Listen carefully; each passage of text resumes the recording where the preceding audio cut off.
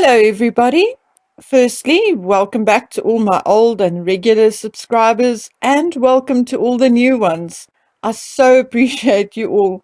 Things have becoming very hectic in my life since my two Archie videos, and to be honest, I need to take a breath, sit back, and think. Take a long, hard look at what I've come to know and learn over the last few days. It is a lot to digest, to get my head around. So let us all just take a step back, give the powers that be a few days to do the same, evaluate the results from them, and take it from there.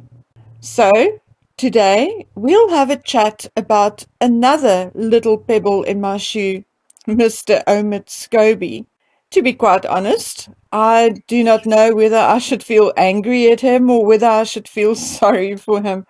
But before we get into where Mr. Scobie finds himself now, let's have a quick look at who he is and where he came from. Omid was born on the 4th of July 1981 and will be turning 40 this year. However, he regularly knocks 6 years off his age and even claimed to be 33 in an interview last year while plugging the book Finding Freedom. Omid grew up in Oxfordshire. He is the son of a Scottish man who runs a marketing agency and an Iranian mother who works as a child welfare professional. Omid loves designer brands, owns a dog called Yoshi, a French bulldog, and Omid's estimated net worth as of 2020 is approximately $800,000. He is 5 foot, 8 inches tall, and weighs 80 kilograms. Like we really need to know that, but that is what his bio says. Omid began his career on the celebrity magazine Heat. He left Heat after a squabble with one of his seniors and began working for Harper's Bazaar, reporting on the younger royals.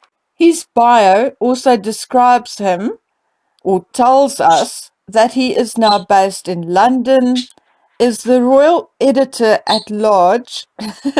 Okay, can someone please explain to me what editor at large means? He also describes himself as an ABC contributor, Good Morning America regular, and host of ABC's royal podcast, The Air Pod. And then, of course, he calls himself a best-selling author after publishing one book with co-author Carolyn Durant, obviously called Finding Freedom, or as I prefer to call it, Finding Freebies. And now, Mr. Omid Scobie, the famous New York Times and Sunday Times best-selling author, has been confirmed to speak at the Future of Diversity on Thursday, May the 27th, and he will be talking about what role the British media plays in changing the narrative. So now that I've stopped laughing, not really, let us take a quick look at this best-selling book, Omid, his co-author Carolyn Durant, and the Harkles concocted together. It was released on the 11th of August 2020 and sold 31,000 copies in 5 days. However, the sales dropped very quickly and the book was selling for only 99p in just less than 5 months after it was published.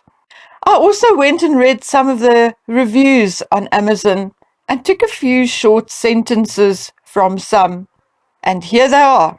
This book is a silly, poorly written mess, and quite frankly, Meghan and Harry should sue the authors.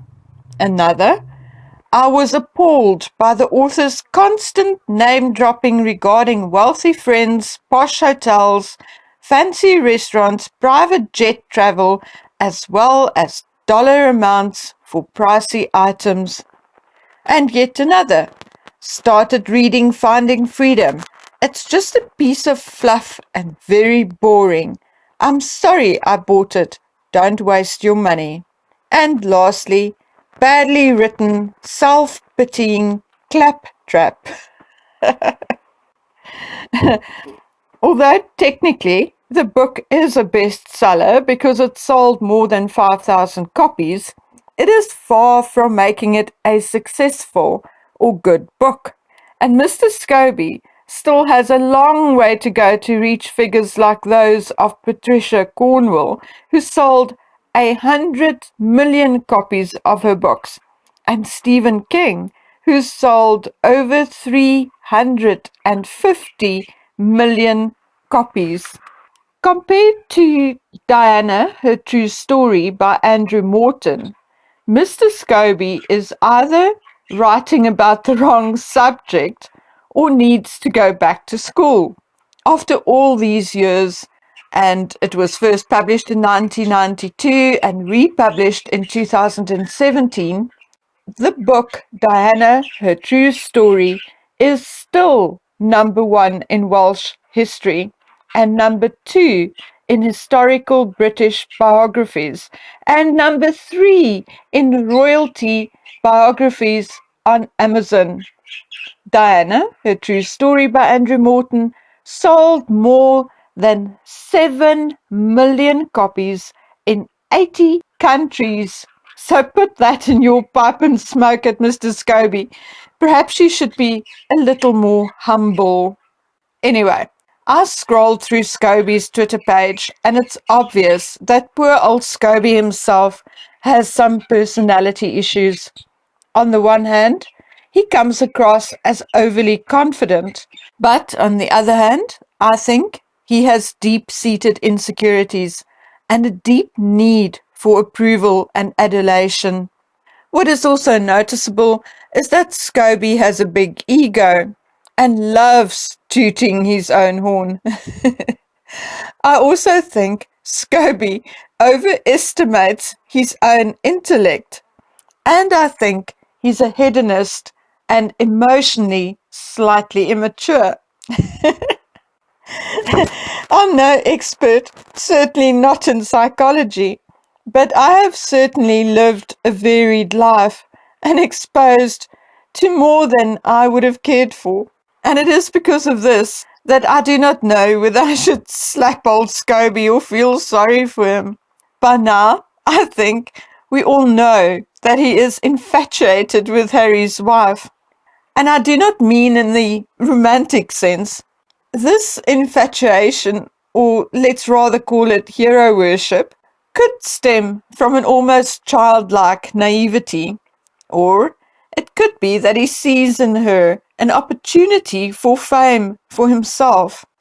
I think it's a bit of both, but I'm inclined to believe that he is more starstruck than anything else, willing to go to the ends of the earth for his mistress. But herein lies Omid's failure and risk, because Omid is not as insanely clever as he thinks he is. Omid cannot keep his mouth shut, just like the woman he's working for. So the day will come when Omid, in his desperation to climb the ladder to success and fame, will really say the wrong thing. And the next day, he'll be kicked to the curb by his master and mistress. And what then? What will happen to poor Scobie then? His career will most likely be in ruins, and where will he go then? I'm sure he will not be welcomed back as a royal reporter on the Royal Rota anytime soon. Anyway, my dears, so for now, it's just a short video as I still have a lot of information to wade through, so I can bring you some flabbergasting information. I'm also waiting for a legal representative to advise me on certain issues before I go ahead with certain videos. So I thought I'll entertain you with some information on Mr. Omid Scobie in the meantime. So hang on to your hats, ladies and gentlemen. I will be back. And until I'm back, please take good care of yourselves. Thank you for all your support. And I'll see you back on the next one. Bye.